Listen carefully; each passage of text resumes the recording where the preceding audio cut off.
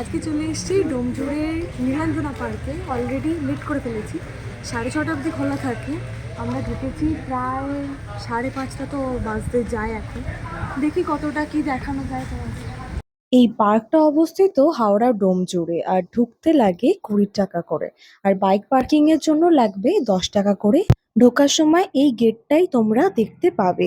গেটটা দেখো কত সুন্দর। এই জায়গাটা কিন্তু সত্যিই খুব চকচকে তকতকে করে সাজানো। এর আগে আমি একবার এসেছি, বহু বছর আগে যদিও। জায়গাটা কিন্তু জন্মদিন, বিয়ে, মিটিং, নানা রকম পিকনিক, অনেক রকম অনুষ্ঠানের জন্য কিন্তু ভাড়া দেওয়া হয়ে থাকে। এখানে ওনাদের নাম্বারটা দেওয়া রইলো, তোমাদের যদি কারোর দরকার পড়ে তোমরা কন্ট্যাক্ট করতে পারো। ডান দিকে একটা ক্যাফেটেরিয়া মতো রয়েছে। হ্যাঁ, এই ক্যাফেটেরিয়ার সামনে দিয়ে পুরো এন্ট্রান্সের এখানে একটা বেশ সুন্দর একটা বুদ্ধের মূর্তি রয়েছে। এগুলো তোমার মিশরীয় কিছু মূর্তি রয়েছে। হ্যাঁ, মিশরীয় মূর্তি মানে ছাঁচের আদলে তৈরি করেছে। মিশরীয় কিছু মূর্তি রয়েছে, তবে এখানে এরিয়াটা কতটা বড় ঠিকঠাক এখন আমি দেখে বুঝতে পারছি না, তবে খুবই সুন্দর করে সাজানো।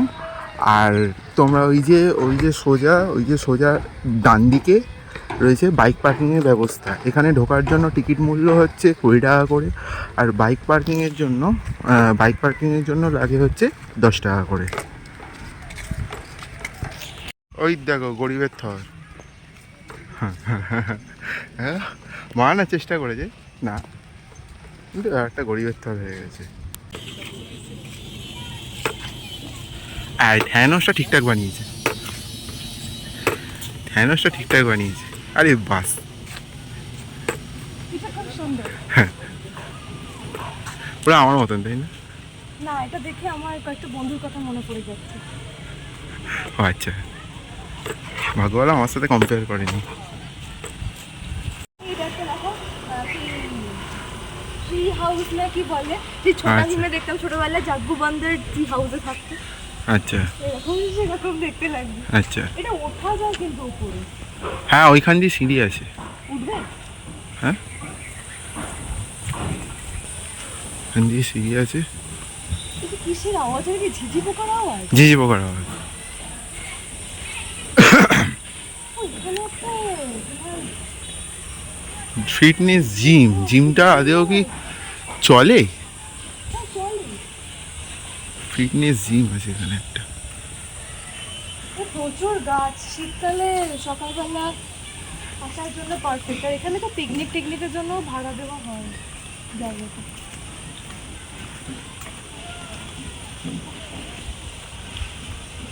প্রচুর গাছ, বলো। গাছগুলোকে মানে একদম পরিচর্যা করা হয়। বিকেলের পর ঘুরতে আসার জন্য কিংবা ছোট ছোট বাচ্চাদের নিয়ে আসার জন্য জায়গাটা একদম পারফেক্ট জায়গা।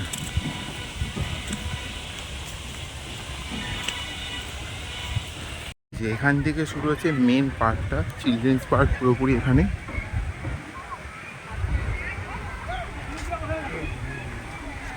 চিলড্রেন্স পার্ক এখানে প্রচুর কিছু। আমরা যাই ভেতরে, এখান দিয়ে যাই।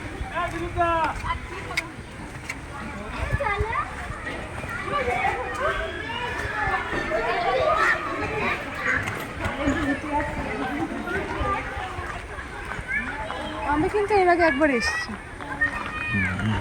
বাহ,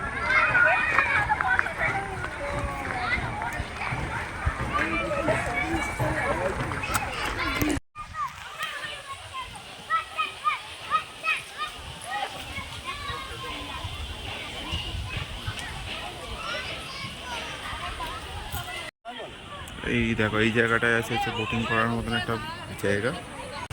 এখানটা পুরো বোটিং এরিয়া। আমি যখন মানে 2017, অনেকদিন আগে হয়ে গেছে, অনেক বছর হয়ে গেছে, তখন কিন্তু এই বোটিংগুলো মানে মানে সেই দিনটা অন্তত চালু ছিল না।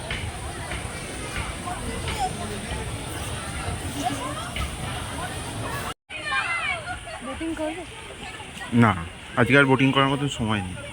তোমার কবে সময় থাকে?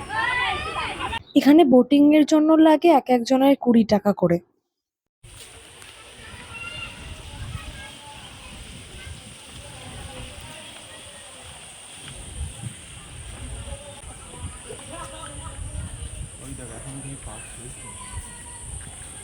এই জায়গাগুলো কি বলো তো? এগুলো তো সমস্ত সিটিং এরিয়া লাগবে, মানে পিকনিক স্পট হিসেবে। হ্যাঁ, এগুলো পিকনিক স্পট হিসেবে ভাড়া দেওয়া হয়। এগুলোই তোমার এই পিকনিকের সময় পুরো ঘিরে দেয় জায়গাগুলোকে, ঘিরে দেয়, এবার এক একজন এক একটা জায়গা করে তোমার ভাড়া নিয়ে নেয় আর কি। চলো ওই পাশটায় যাওয়া যায়। গার্ডেনটা ভালো মেনটেনেন্স করা হয় বলো? হ্যাঁ, অলরেডি এখন কিছু সামারের টাইমে মেনটেনেন্সের কাজ চলছে। তুমি এখানে এর আগে আসোনি? না, এখানে কিছু স্টলস আছে। প্রথমেই আমরা ঢুকে দেখেছি পাপড়ি চাটের স্টল, তারপর এখানে কিছু লস্যি স্টল আছে, এইদিকে একটা ফুচকারও স্টল আছে। তো ভর্তি স্টল, আরেকটা এখানে ব্যাপার কিছু কি খাওয়া জানো? দাওয়ার মতো ব্যবস্থা আছে। আরেকটা ব্যাপার কি জানো? বোটিং এ মানে ঠিকঠাক টাইমে না ফিরলে কিন্তু ডবল টাকা দিতে হবে। হ্যাঁ হ্যাঁ রাস্তা বলো? হ্যাঁ, আর মনে হয় ওই দিকটা আরো অনেক কিছু আছে, মানে চিলড্রেন্স পার্কটা কিছু নেই। আমার তো দেখে লাগলো কাপেলদের বসার জায়গা আছে। আরে সত্যিকার যাবো। কাপলদের হচ্ছে তো পার্ক, কাপলদের বসার জায়গা। কাপেল মানে কাপেল না, বয়স্ক মানে জোড়ায় জোড়ায় বসা মানে এখানে কাপেল বলা হয়।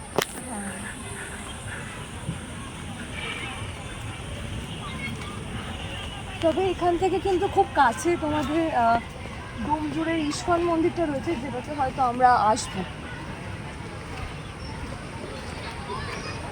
চিলড্রেন্স পার্কের এই সামনের দিকটা খুব সুন্দর করে সাজানো। সামনের দিকটা, এই জায়গাটা খুব সুন্দর করে সাজানো। মানে হাতি, বক, জিরাফগুলো অত ছোট কেন? আর কি করা যাবে। দেখো রাজস্থান থেকে উটগুলো এখানে চলে এসেছে। ওগুলো উট দেখে মনে হচ্ছে, হ্যাঁ ওগুলো উট দেখে মনে হচ্ছে। তো এগুলো উট নয় তো কি? সেফ দামি, ঠিক আছে নিয়ে নিতে হবে। আমাদের এই, হাওড়ার ইকো পার্কের মতো না? ইকো পার্ক অনেক ছোট। হ্যাঁ, ইকো পার্কের থেকে এটা অনেক বড়, কিন্তু মানে অনেকটা ইকো পার্কের মতো লাগছে না? হ্যাঁ, আজকে এমনিও মেনলি 6:30 বাজে যায়। হ্যাঁ, আর তো- একদিন আসতে হবে। হ্যাঁ, তো এখানে 6:30 অবধি হচ্ছে টাইম। বিকেলবেলা বোধ হয় যতদূর সম্ভব 4টে থেকে খোলে, নাকি না আজকে সকাল থেকেই খোলা প্রচণ্ড থাকে? রোদ্দুর ছিল বলে ধরো আমরা মোটামুটি ঘর থেকেই বেরিয়েছি 4:45 করে, আর পৌঁছেছি 4:30 4:45। মেনলি পার্কটা 6:30 বন্ধ হয়ে যায়। তবে এখনো কিন্তু প্রচুর লোক আসছে, আবার ম্যাক্সিমাম বেরিয়েই যাচ্ছে, কারণ 6টা 15-20 বাজতে এমনিও যায়।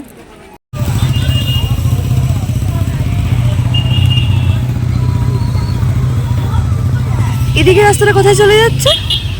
এদিকের রাস্তাটা যাচ্ছে হচ্ছে ডোমজুড়ের রোডের দিকে। বাইকে এসছি আমরা, তো এটা ডোমজুড় হয়েই আর কি। পার্ক বন্ধ হওয়ার সময় হয়ে এসেছিল, তাই হাতে সেদিন কম সময় ছিল। চেষ্টা করব আরো একদিন আসার, অনেক কিছু দেখানো বাকি রয়েছে, মনে হয় পার্কটা ভেতর দিকে আরো অনেক কিছু রয়েছে।